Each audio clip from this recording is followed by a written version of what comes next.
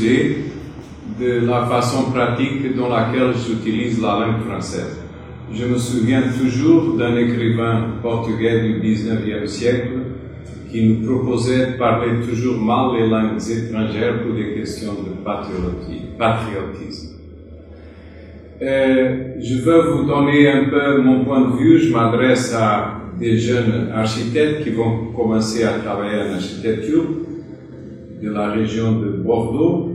Et je voulais un peu vous expliquer pourquoi je suis, dès que je me souviens, tellement passionné par l'architecture. Si on pense à la poésie ou à la peinture ou une autre forme d'art, on a toujours un décalage entre ce qu'on propose, la présentation d'un ensemble de mots ou d'une peinture, et ce qu'elle réfère. Et on parle, en littérature, on parle d'un thème, on se réfère à quelque chose et on la présente d'une certaine façon. En architecture, on travaille directement avec la réalité. On peut imaginer qu'on a au départ la planète, un certain site, un terrain. On a des collines, des lignes de crête, des lignes de l'eau, des vallées. Et après, on peut regarder les plantes, les animaux, notre culture qui a fait changer tout le monde, peu à peu, et maintenant avec une énorme vitesse. Mais là, si on imagine un bâtiment ou un projet d'architecture, on se met dans un point unique, on regarde vers l'extérieur ou vers l'intérieur, on choisit les dimensions, les matériaux, on peut essayer de proposer certains résultats du point de vue de ce qu'on peut ressentir quand on traverse, quand on habite, quand on visite un bâtiment ou un endroit où l'architecte a fait une intervention. Et alors c'est cette possibilité très directe de travailler avec le réel qui me passionne complètement. J'espère, même si la profession est tellement difficile, vous soyez heureux si vous avez une passion, une vraie passion pour l'architecture. À tout à l'heure. Je passe la parole à Benoît Angèle, qui est vice-président, donc rattaché au pôle de Poitiers, qui va nous présenter la conférence. Oui, pendant que Francisco, tu te prépares, je vais redire peut-être ce que j'ai déjà dit tout à l'heure pour certains d'entre vous, mais il y en a beaucoup d'autres personnes qui sont arrivées depuis, donc je vais renouveler ce que j'ai dit tout à l'heure. Jean-Louis nous a malheureusement un peu fait faux bond, mais ce n'est pas de sa faute. Vous êtes beaucoup parmi vous à être architecte, donc vous en comprendrez facilement la raison. Jean-Louis a fait un gros concours pour l'Université catholique de Lisbonne et il a remis sa proposition il y a quelques temps, et la présidente de l'université, dans son dernier choix entre les deux candidats encore en lice, a souhaité une dernière fois réauditionner les candidats, et malheureusement la date n'a pas pu être modifiée, donc c'était ce matin je crois. Donc j'espère que les nouvelles sont bonnes, on ne sait pas maintenant. Bon, ben voilà, j'espère que les nouvelles seront bonnes pour lui. Heureusement, Francisco Frère, qui est le principal collaborateur de Jean-Louis, a réussi à se libérer et à nous rejoindre aujourd'hui. Jean-Louis est assez désappointé de ne pas pouvoir être là aujourd'hui. Il aurait beaucoup aimé faire cette conférence, il espère vivement pouvoir la refaire prochainement. Juste un petit mot sur Jean-Louis. Je ne vais pas décliner les nombreuses récompenses qu'il a reçues pour son travail. Je vais simplement dire que c'est difficile de parler de Jean-Louis sans parler... j'ai pas pris mes lunettes, alors excusez-moi. t'es sûr que je vais... C'est pas mal. C'est pas mal. Bon, mais tant pis.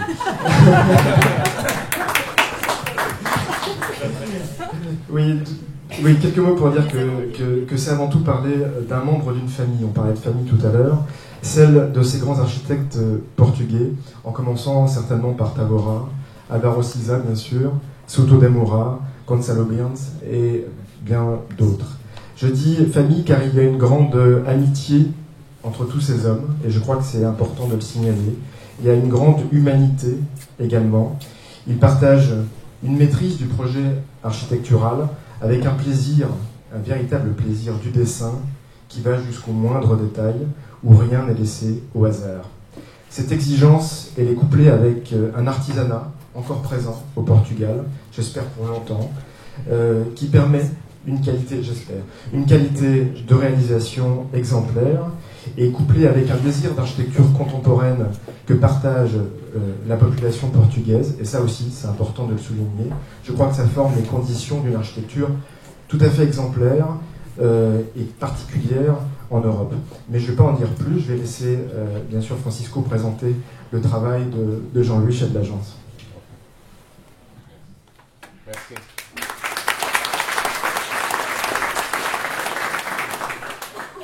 Bonjour à tous. Français, c'est pas ma première langue. Je vais essayer de parler le plus correct possible. Et c'est toujours difficile de parler. Ouais, c'est toujours difficile de parler d'architecture dans une langue étrangère. Je vais essayer de le faire le plus correct. Ok. Je vais commencer pour vous présenter une dizaine d'images concernant un thème sur lesquels Carrillo a fait pendant les années une très grande réflexion et qui c'est en effet la relation entre la morphologie du territoire et l'occupation humaine. Une première image, c'est une image d'un film de Wim Wenders sur Pina Bausch, dans lequel les danseurs se promènent dans une ligne de crête. Et les lignes de crête, un problème je pense. Il y a un souci. Après ça remarche. C'est une image qui a bugué. Ça remarche. Ah, celle-là elle est bonne. Je vais essayer. Non. Non, les deux ne marchent pas. Bon, les deux elles ne marchent pas, mais je parlerai en tout cas. Ok. Bon, la question c'est les lignes de l'eau et les lignes de crête, elles ont été toujours notre chemin naturel sur les territoires. Et c'est à travers des lignes de l'eau et des lignes de crête qui se fait l'occupation du territoire. Ici, on peut voir, c'est une image de Sebastião Salgado, du photographe brésilien, et c'est une image dans la forêt amazonique, d'une clairière, après la déforestation qu'ils ont fait. Et dans cette clairière, on peut voir d'une façon très claire un chemin qui est exactement sur la ligne de crête. Ici, une autre image d'une artiste américaine, Mary Miss, qui a proposé, ça c'est un montage, elle a proposé, c'est à Manhattan, et elle a proposé de peindre les terrasses des bâtiments au long de la Broadway en blanc. Et la Broadway, en effet, la Broadway, en effet, elle est là. Elle était la ligne de crête de Manhattan. Et c'était bien sûr le premier chemin naturel sur ce territoire.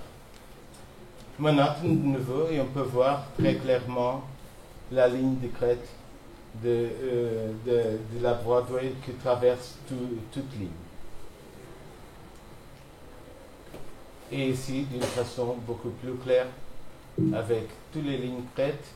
Et c'est très intéressant de penser que c'est au long de cette ligne crête et dans le croisement entre la maille urbaine de Manhattan et la Broadway qui s'y trouvent peut-être les plus beaux exemplaires d'architecture de New York et les plus intenses espaces publics de la ville.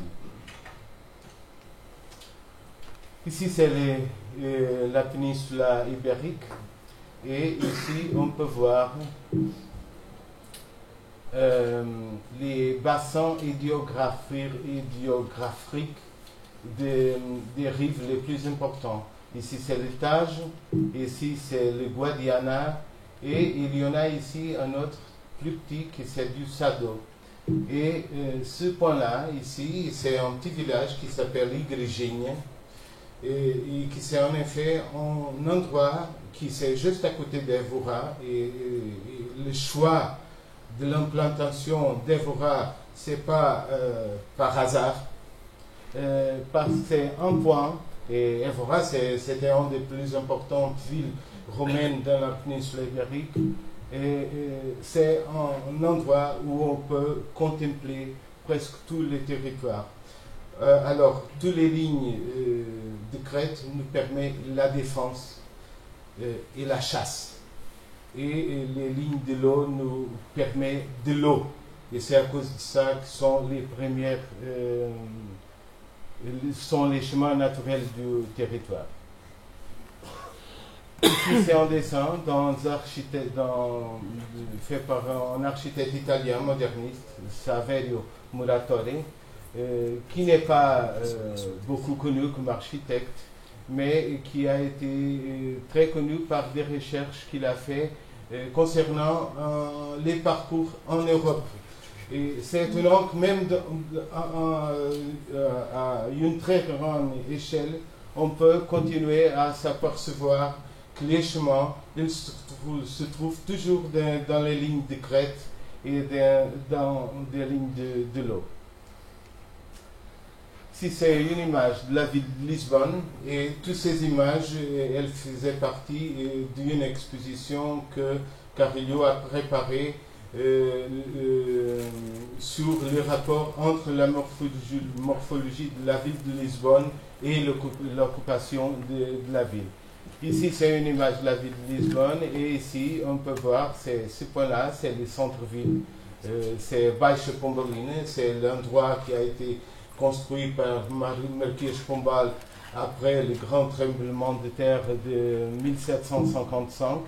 Et d'ici, on peut voir partir deux lignes de l'eau très très fort. Ici, on peut voir en bleu les lignes de l'eau et en rouge les lignes de crête. Ici, c'est Baixa Pombalina. Ici, c'est le château de Saint-Georges, peut-être le plus haut endroit de la ville.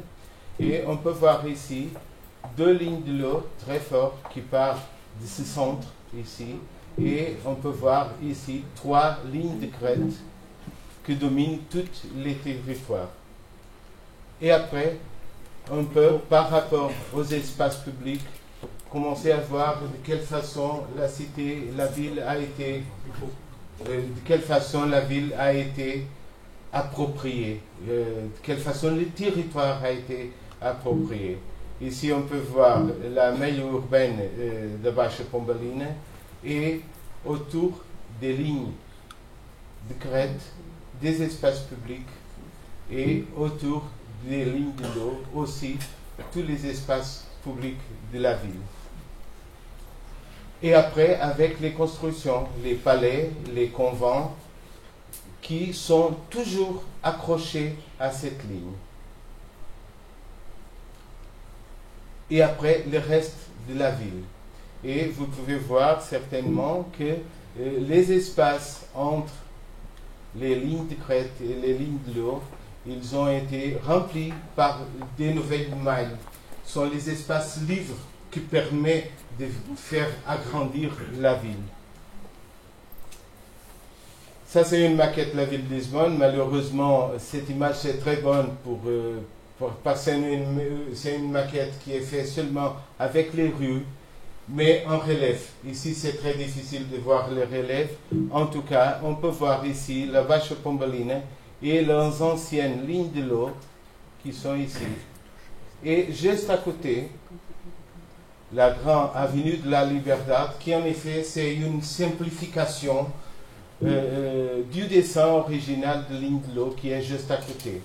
Dans ce côté-là, on a exactement le même, la ligne de l'eau qui vient par ici, et la grande avenue qui traverse toute la ville et qui est aussi la simplification de la ligne de l'eau. On descend après les tremblements de terre et ici c'est très clair. Les nouvelles interventions proposées par Marquis de Pombal, qui étaient les constructeurs, qui sont toujours entre les lignes de l'eau et les lignes de crête. Une autre image, après les tremblements de terre, dans laquelle la ville elle a resté presque avec un caractère éphémère, fantasmagorique, et toutes les emphases de l'image est donnée par la topographie. Et une autre image plus récente, Recén Garcia, un des plus importants cartographes de Lisbonne. Et ici, on peut voir, même avec toute l'expansion de la ville, on peut continuer à noter d'une façon très très claire la topographie du territoire par rapport à des implantations. Je passe maintenant pour vous présenter quelques travaux que nous avons faits dans les dernières années. Celui-là, c'est le terminal de croisière de Lisbonne. Une autre image aérienne où on peut voir la ville, ici Baixa Pombalina, ici le château de Saint-Georges. Et l'endroit qui nous était proposé, c'était ce endroit ici, qui avait une grande dock. Ici, on a une grande avenue qui se développe autour de toute la côte de la ville et qui fait une très grande division entre les marges et le reste de la ville. Ici, toute cette partie s'appelle Alfama, c'est un des plus anciens quartiers de Lisbonne et c'est en effet ce qui reste de la cité arabe à Lisbonne. C'est tout cet endroit ici. Alors, l'endroit, c'est juste en face à cette ancienne cité arabe. Un des premiers dessins fait par Carrillo, et ce qu'il disait ici, c'est qu'on pourrait avoir la grande division provoquée par l'avenue. On peut avoir ici la ville ancienne, la ville arabe, et le terminal de croisière, il peut se tourner vers la ville. Pas vers la mer, mais vers la ville.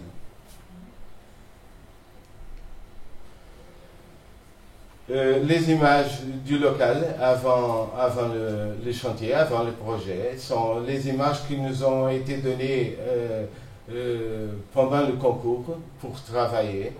Et ici, on peut voir la dock qui était ici en chantier parce qu'il a été fait un grand terrassement de la dock de façon à permettre l'implantation du nouveau bâtiment. Et en même temps, il faisait ici l'extension du quai aussi.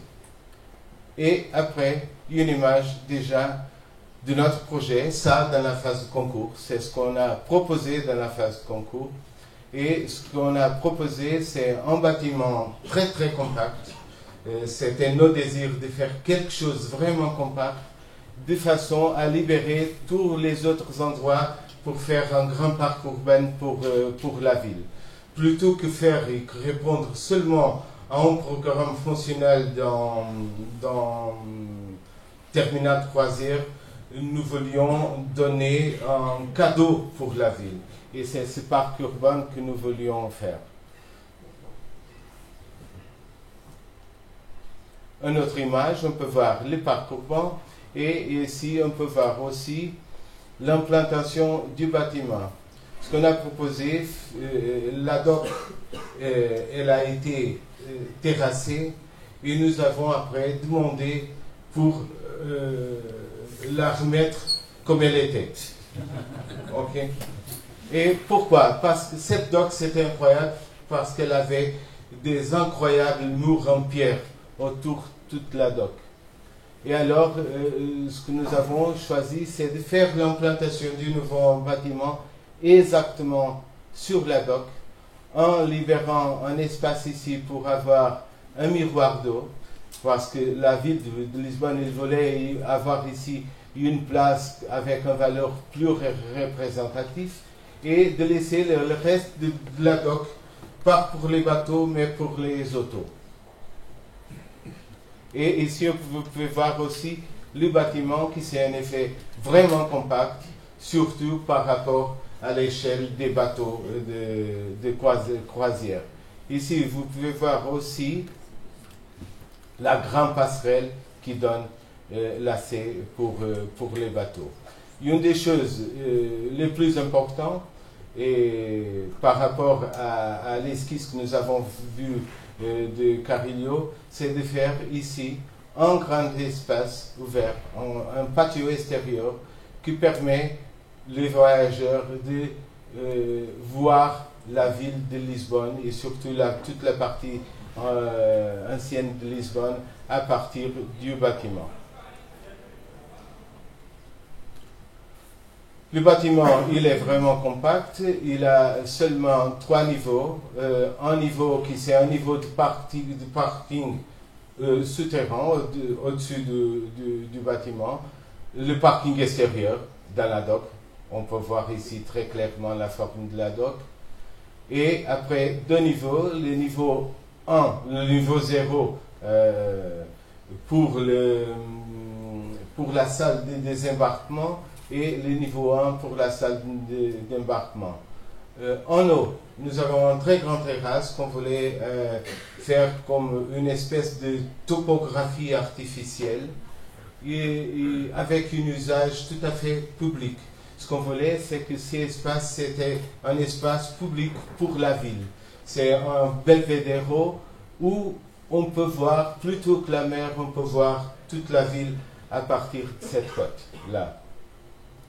Les espaces antérieurs, ici on peut voir la dock, le bâtiment, le parking extérieur, il y a un autre parking sous le bâtiment, le miroir d'eau, le patio et les grandes terrasses. D'autres images de maquettes qui ont été faites pendant le développement du projet. Et l'ouvrage fini.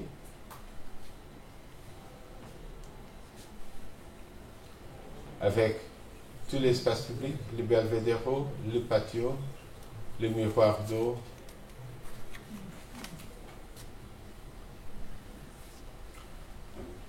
Toute cette façade ici, c'est une espèce de réflexe de la relation plus forte et plus intense entre le bâtiment et la ville, surtout la ville ancienne. De l'autre côté, on peut voir le bâtiment et toute la passerelle qui fonctionne comme une espèce de façade pour la rivière. Et ici, la ville ancienne.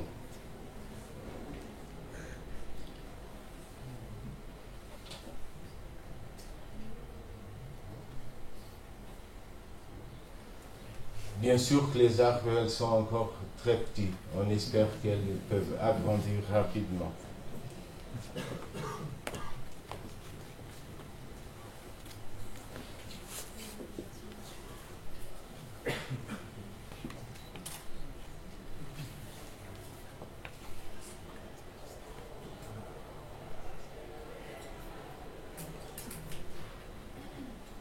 Ça maintenant, il paraît qu'on est dans la cuisine en faisant des gâteaux, mais ce n'est pas vraiment ça. Un des grands problèmes de ce bâtiment, c'était le poids du bâtiment. Parce que tout le sol où il est fondé, il était un sol très très fragile avec des conditions très très difficiles pour faire les fondations. Et nous voulons en même temps, nous voulons que les façades, qu'elles soient très plastiques. Ce qu'on voulait vraiment, c'est d'avoir du béton, des façades complètement en béton. Mais le béton, il était très très très lourd pour les fondations, pour les conditions de fondation que nous avions. Et alors nous avons développé avec 2 entreprises portugaises, une qui est spécialiste en béton et une autre qui est spécialiste en liège. Nous avons développé un béton avec de la liège, qui nous a permis d'avoir un béton avec 2-3 parts du poids d'un béton normal, et qui en même temps a des propriétés thermiques très intéressantes. Et c'était ce béton qui a été développé et qui nous a permis, sans de toutes les expériences que nous avons faites, ici avec des finitions différentes. On a utilisé ce béton pour faire toutes les façades extérieures du bâtiment. Vous pouvez voir ici.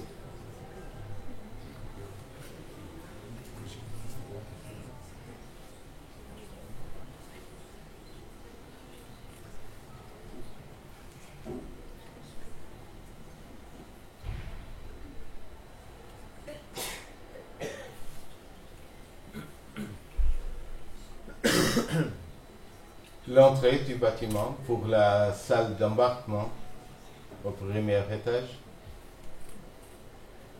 la salle de désembarquement au niveau 0, et tous ces espaces, ils ont été pensés parce que les croisières, il y a des mois pendant l'année où ils n'existent pas. Et alors tous ces espaces, ils ont été pensés de façon à pouvoir accueillir des événements de la ville, tels que festivals, tels que faire dans tous ces espaces, parce qu'on parle toujours des espaces avec plus de 1000 mètres carrés de surface. Et la salle d'embarquement au premier étage.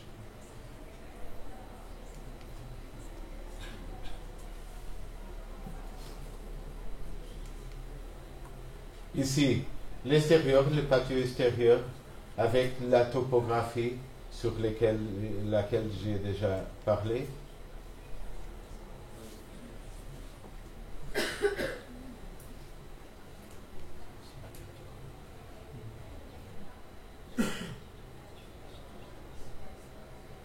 Et qui en même temps, elle sert comme un amphithéâtre pour des événements publics aussi.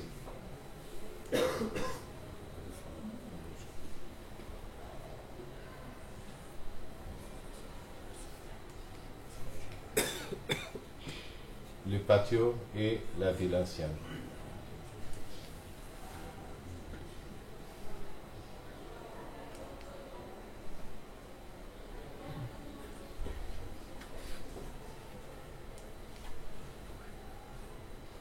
Côté rivière, le même bâtiment avec les passerelles.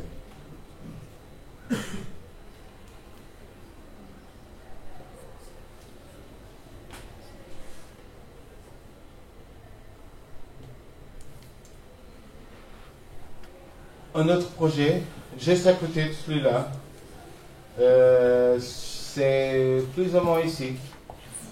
Et c'est un projet que nous avons gagné aussi dans un concours public, et qui c'est l'aménagement de l'espace extérieur du Camp das Cebolas.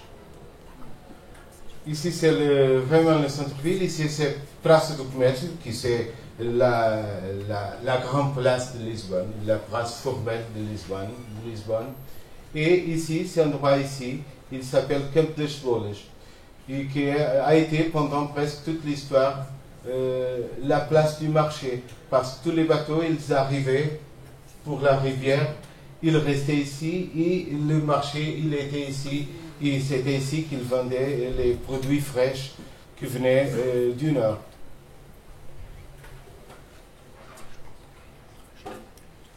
Ah, ici, c'est le terminal de croisière, c'est juste ici, il commence ici. Une image du XVIe siècle qui montre un petit peu l'ambiance générale de cette zone à cette époque. Les bateaux et les places du marché. Les bâtiments plus notables, celui-là, c'est aujourd'hui un bâtiment très difficile pour nous Portugais parce que c'est le ministère des Finances à Portugal et ça c'est très dur pour nous. Ici c'est la place du commerce, ici c'est le Camp de Espoles, ici c'est la Sé cathédrale de Lisbonne. Et le rapport d'implantation entre ces bâtiments, c'est justement ça. Ça c'est aussi une chose très intéressante, c'est Casa dos Bicos, c'est un des plus importants bâtiments anciens de Lisbonne et des plus anciennes, vraiment, et qui a une architecture très très particulière et qui est aujourd'hui la siège de Fundação Saramago, l'écrivain portugais José Saramago qui a ici sa fondation a ici la siège. La rivière c'est de ce côté-là. Un premier essai que nous avons fait pendant le concours. Et ici, ce qu'on voulait, c'est tout démolir et faire ici une petite dépression dans la place, de façon à avoir un espace plus protégé du bruit de la grande avenue qui traverse ici.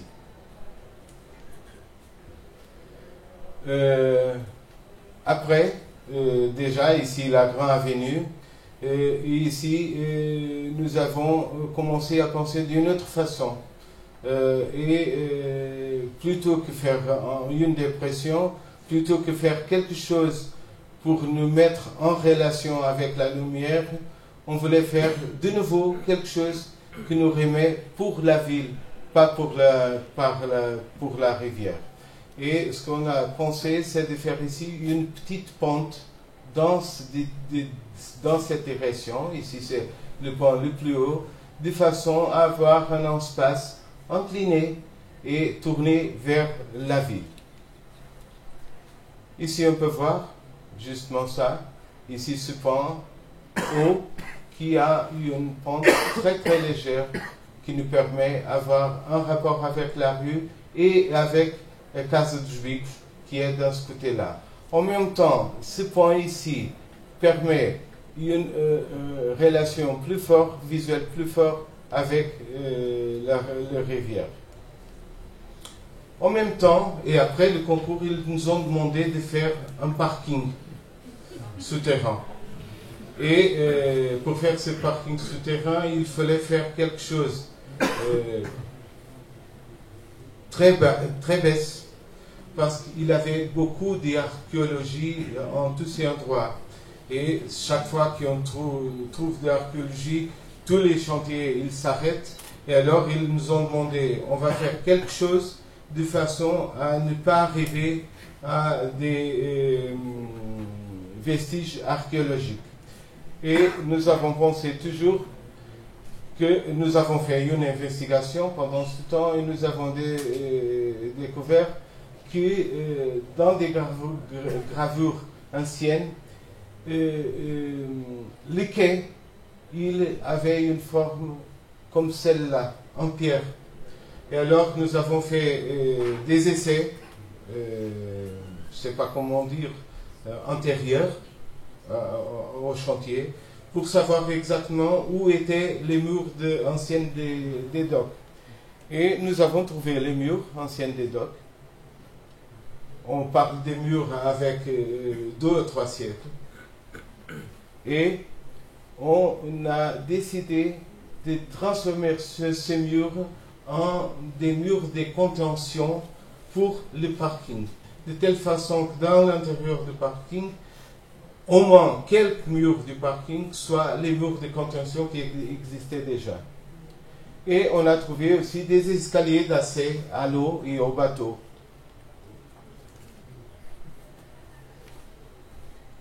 ici une autre image, ça c'est l'entrée du château de Saint-Georges à Lisbonne. Avec tous ces, je ne sais pas comment dire en français, patchwork.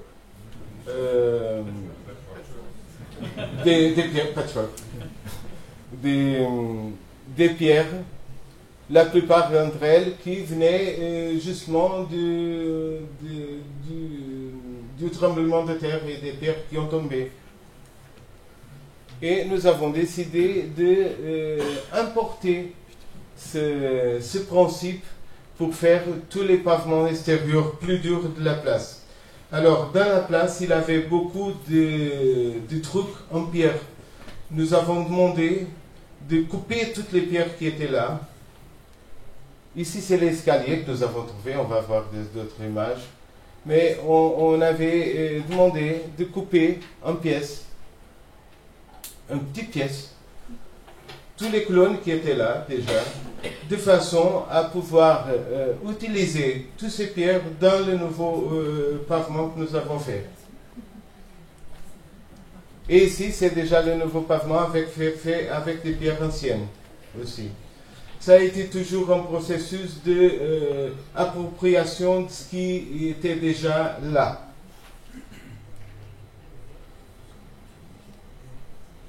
Quelques plus difficiles et les autres plus coupés et lisses.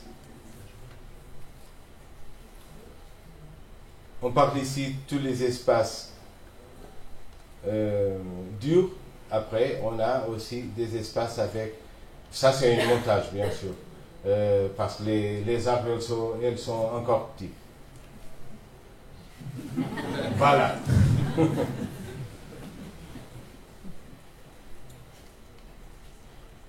Oh, un problème. Patchwork. Ah. C'est une Casa dos Bicos, la maison Casa dos Bicos.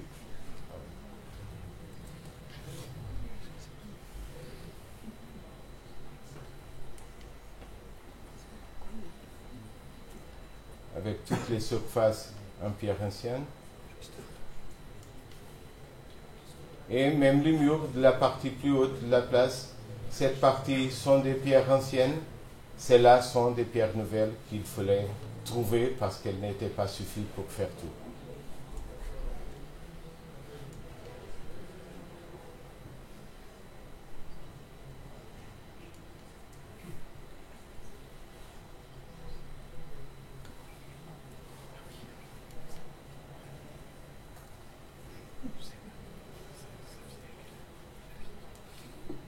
Et dans l'intérieur du parking, les anciens escaliers qui étaient pour arriver au bateau, maintenant sont des escaliers qui nous servent pour arriver aux voitures et qui restent là encore.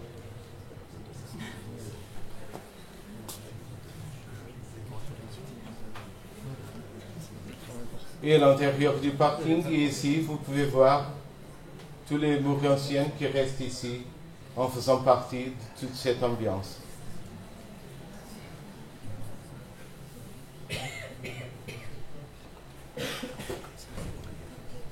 Ici, de nouveau.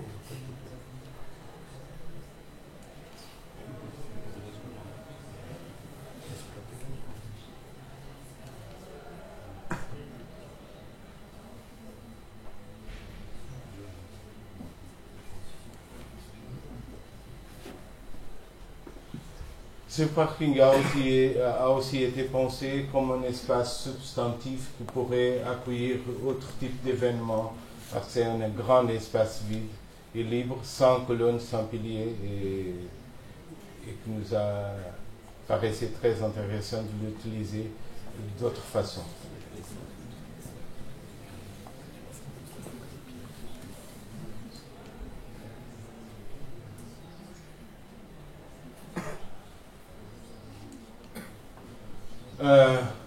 Celui-là, c'est en France, à Poitiers, c'est l'étape, peut-être qu'il y a des personnes ici qui connaissent les bâtiments, et il a été fait entre nous et Hervé Baudouin, qui est là, et qui a été notre grande aide pour finir, pour accomplir ce travail. Il nous a sauvés beaucoup de fois. Alors, je pense que vous le connaissez peut-être bien.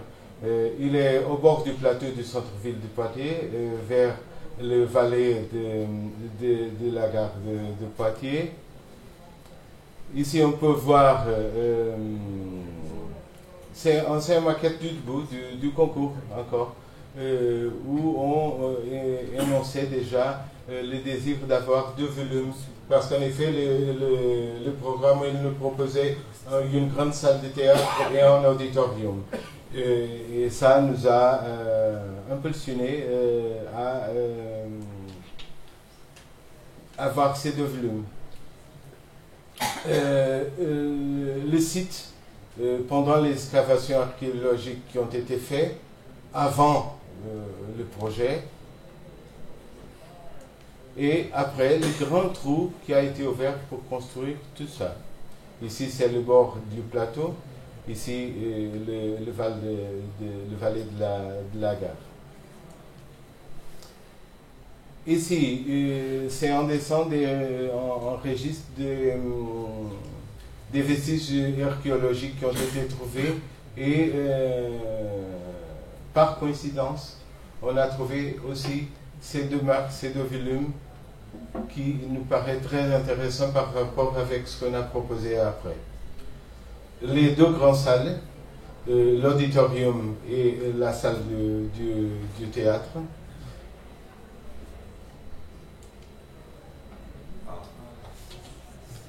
Un problème?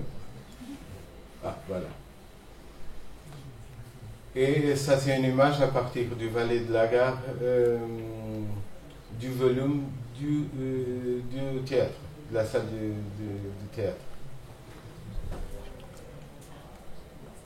Un autre et un autre. Ces 2 volumes, ils ont été pensés comme des boîtes complètement fermées en béton à l'intérieur d'une autre boîte en verre. Ces distances entre les 2 verres, elles pourraient être utilisées pour faire des projections. On va voir ça plus tard. Ici, c'est le boulevard Verdun où on avait toujours le bord du plateau du centre-ville, toujours construit avec des bâtiments plus ou moins notables. Et ici, le bâtiment du TAP en construction, ici seulement encore avec le béton de la boîte antérieure.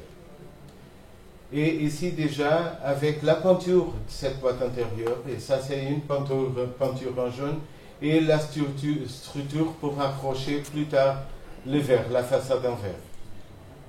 Et ici déjà avec la façade en verre.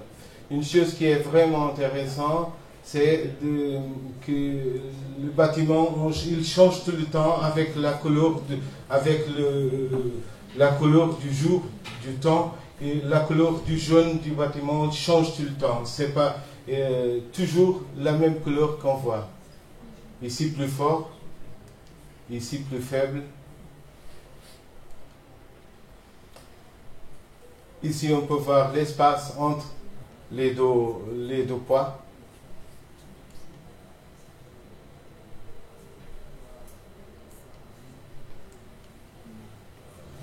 Pardon. En déchirement latéral du bâtiment vers le boulevard Verdun. Et ici, la façade principale, si on veut, du bâtiment vers la ville. Nous avons pensé toujours que tout ce plan ici en béton, qui continue au dehors du verre, ce béton ici, il pouvait avoir des plantes grimpantes, de façon à mettre tout le volume en verre en lévitation. Mais malheureusement, les plantes, elles sont... Oui. Ouais, voilà. c'est très intéressant de voir ici parce que le bâtiment il reflète tout le reste de la rue de la ville.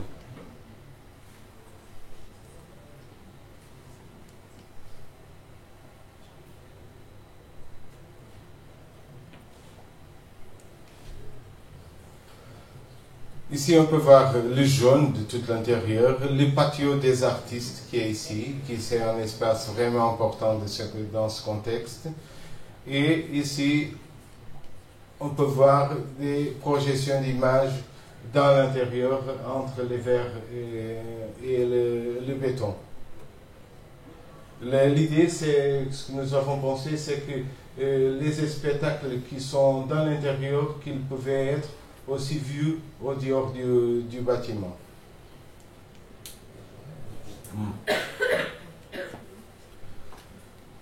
Ce sont des images très attractives qui ont été faites par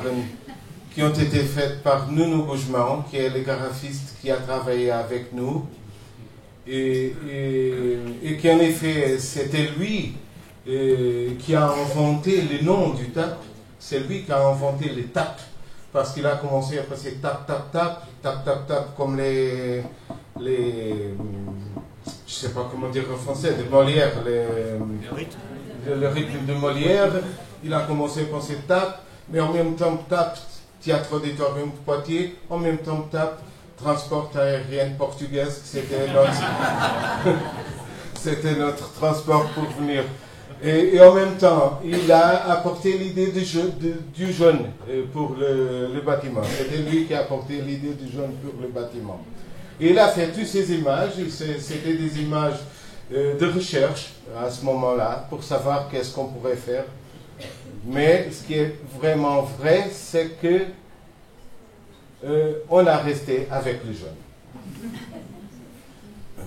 Il y a même des gâteaux à Poitiers maintenant, c'est un gâteau rectangulaire qui s'appelle TAP.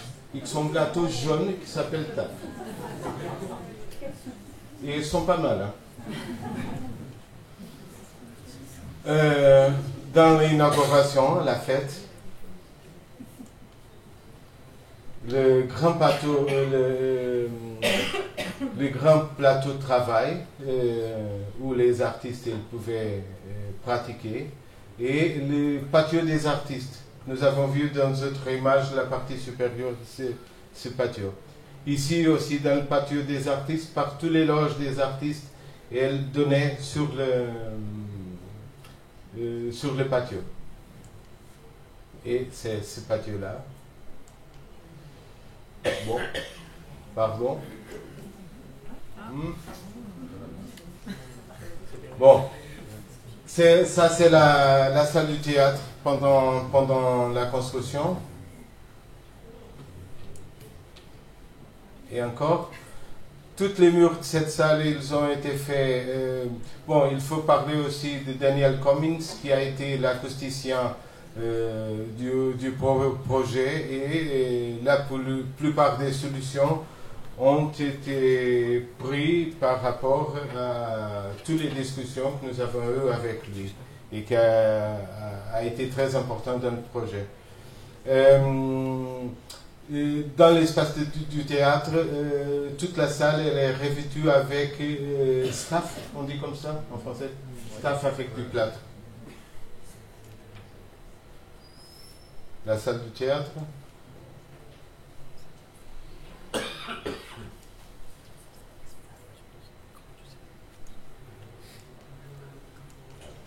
Ah.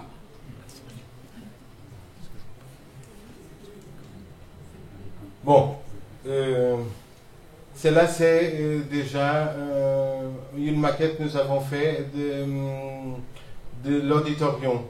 Et nous avons pris le principe d'avoir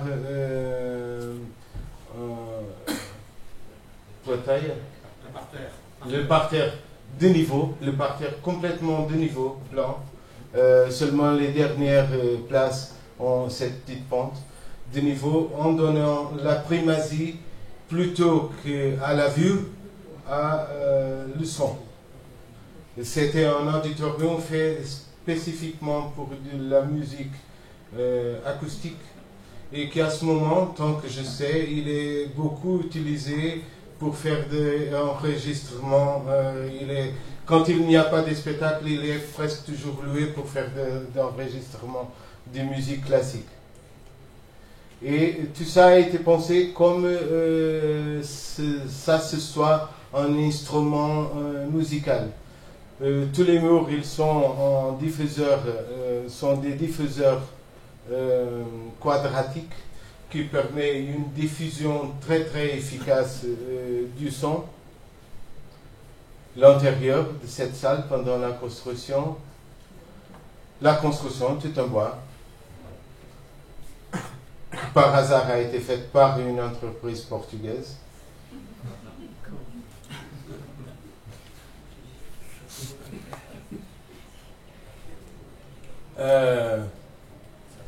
Tout le travail de bois qui a été vraiment incroyable.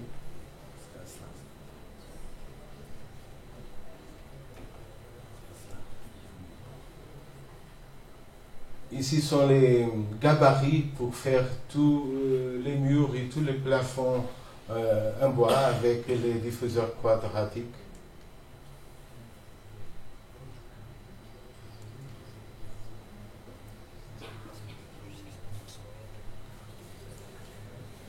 Et ici, presque fini, tout en bois.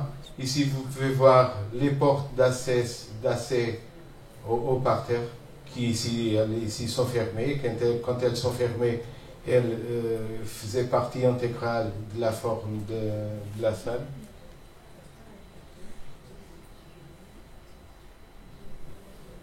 Et en effet, on parle d'une boîte noire dans laquelle on peut trouver ce bateau en bois et ce plafond en bois.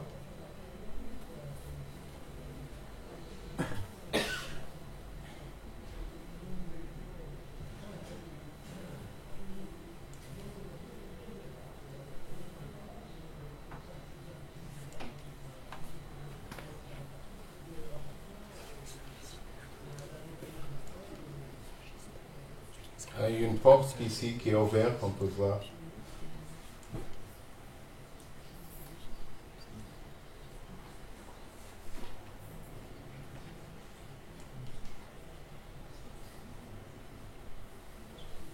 Ça, c'est le jour de l'inauguration. Un concours que nous avons fait l'année dernière pour la Cité de la musique de Genève. Nous avons resté en deuxième place. Et le concours, il a été gagné par notre ami Gonçalo Birne, de Portugais à Genève.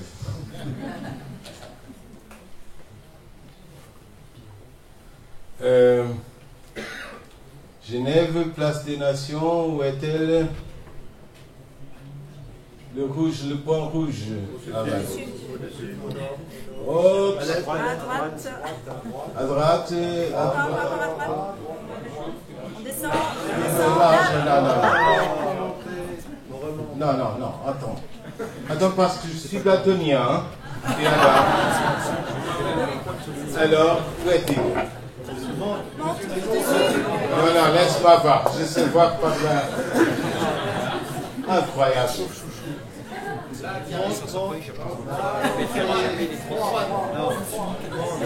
Droite, gauche. À droite.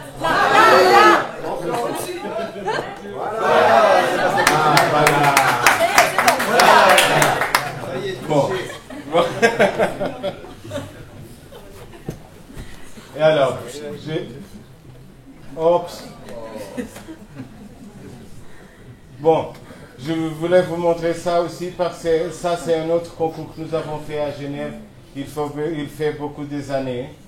Et qui c'est la Maison de la Paix. C'est juste à côté de la Place des Nations. Et que malheureusement, après la phase de négociation, le promoteur a décidé d'adjudiquer le projet à notre concurrent. Mais c'était un projet que nous aimions beaucoup, autant pour le bâtiment que pour le programme qui était vraiment intéressant. Voilà. La Cité de musique, la Place des Nations.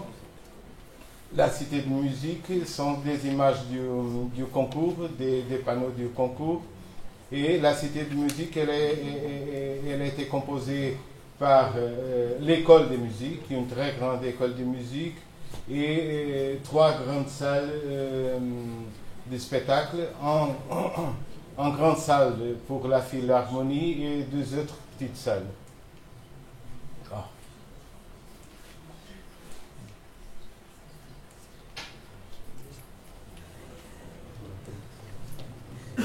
Je pense qu'il y a un problème. Ah, bon.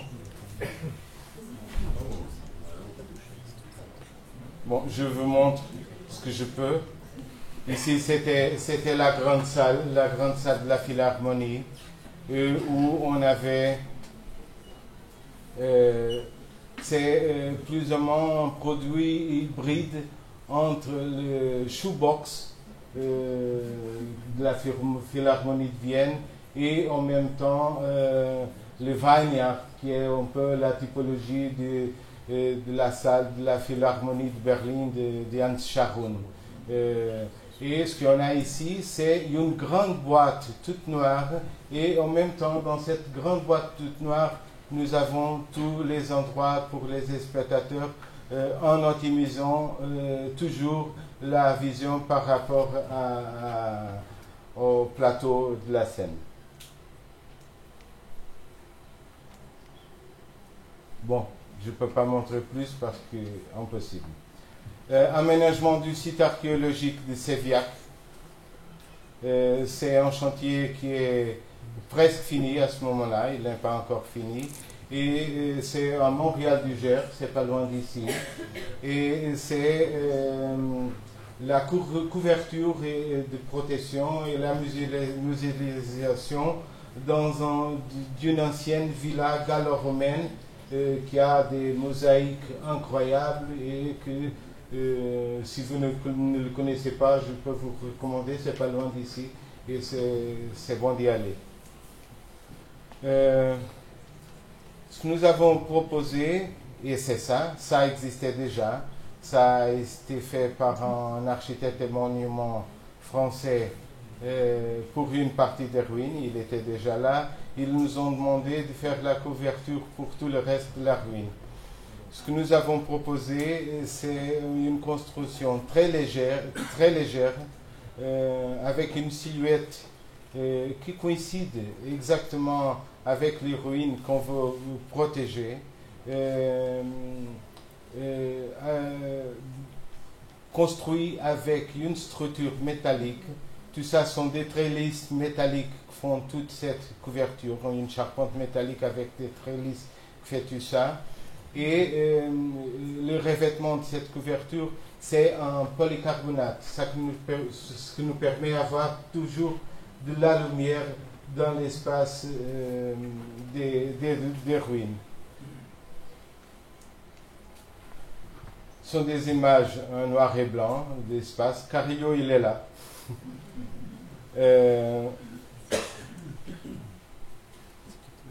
Ici les vestiges et toute la construction, elle est faite avec les charpentes métalliques, des trellis métalliques et des toiles tendues. Tous les toits ils sont faits en toile tendue et tous les revêtements latéraux sont aussi en toile tendue. Ce qu'on voulait faire, c'était quelque chose de vraiment avec un caractère vraiment éphémère, presque une tente pour protéger les ruines.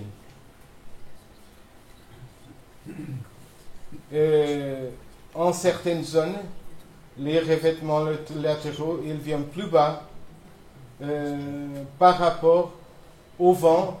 Il y a les choses qu'on veut protéger. Tout ce mouvement est là en raison qui est toujours liée aux ruines qu'on veut protéger.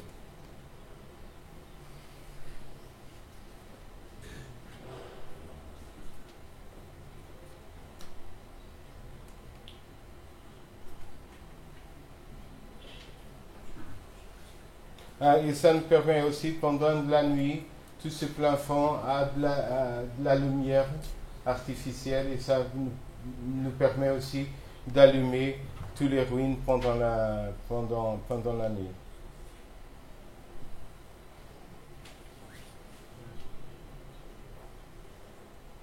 Et en même temps, on voit toujours les ombres des trellises métalliques qui supportent toute la couverture.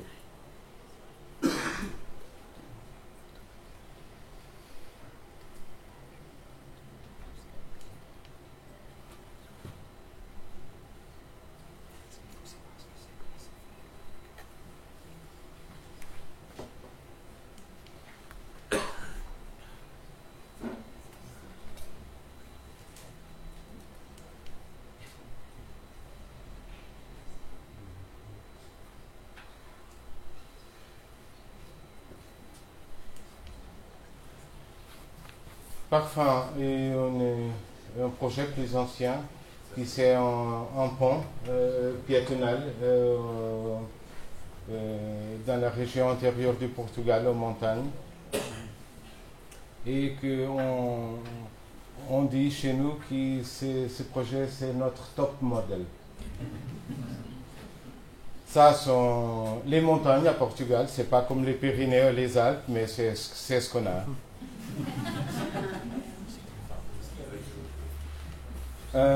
Et un dessin qui a été fait parce que ce pont elle doit lier le centre-ville d'une ville qui s'appelle Couvillin avec un quartier qui c'est plutôt habité par des étudiants. C'est une ville universitaire et ce quartier c'est plutôt habité par des étudiants. Il y a un vallée très très très profond et ici il y a un des premiers dessins de ce pont-là. Et la volonté, c'était de faire quelque chose perpendiculaire au cours de la rivière, exactement perpendiculaire. Et après, essayer de trouver le point le plus correct pour faire la liaison avec la ville. Alors, ce sont deux systèmes différents. Un, c'est le système de liaison et l'autre, c'est un système qui est fait par rapport simplement à la direction du vallée et à la direction de la pont.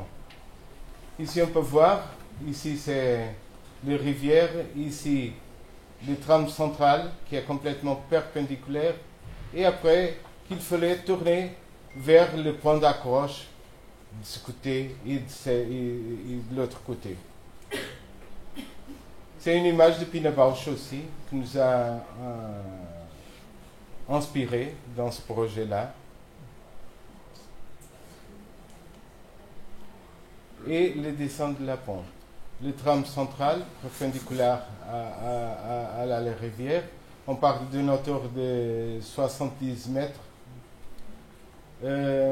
Et c'est un pont très très très élégant parce qu'on a trouvé de faire ça avec ces deux piliers, on dit comme ça, piliers.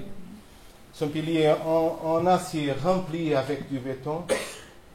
Tout le reste, la structure, c'est en acier. Ce sont des poutres en acier qui fait tout ça.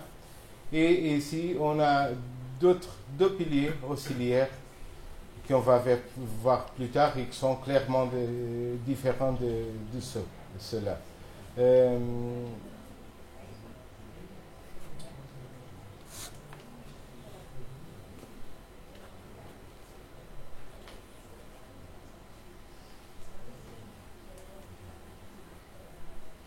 La rivière, le tram central perpendiculaire et qui tourne après pour trouver le point adéquat pour faire la liaison.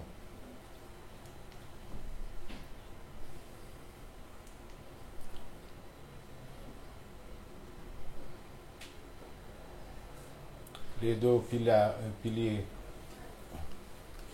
en acier avec du béton et qu'avec la pont, il faisait presque un dessin de la lettre grecque en pi. C'est un dessin en pi, exactement. Les dessins de détail de la pont, tout avec la structure métallique. Le sol, c'est un bois. C'est un bois, mais la bois, elle nous permet de voir à travers la bois le fond, tout le fond. la construction de la pont.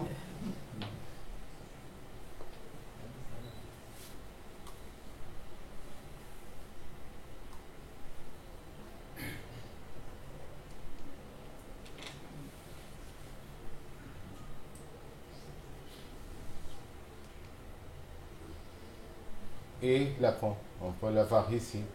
Ici, le pi, ici c'est l'autre pilier qu'on va voir après. Et notre montagne. Voilà.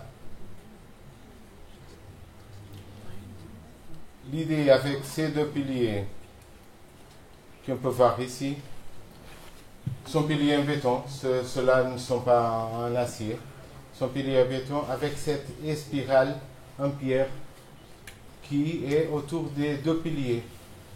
Et notre idée, et maintenant c'est comme ça là, c'est que des plantes rampantes, ils pouvaient monter par le pilier de telle façon à que le descente de la pont, il reste seulement l'élémentarité de la pont et des piliers, trouver seulement le descente du pic.